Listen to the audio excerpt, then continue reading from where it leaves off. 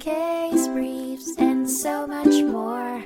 LSData's got what you're looking for. The 1996 Supreme Court case, BMW of North America, Inc. v. Gore, focused on the reasonableness of punitive damages based on the severity of a defendant's behavior. Dr. Ira Gore Jr. sued BMW after discovering that his BMW sports sedan had been repainted without his knowledge. Initially, he was awarded $4,000 for damages and a punitive award of $4 million against BMW, who argued that the punishment was too high.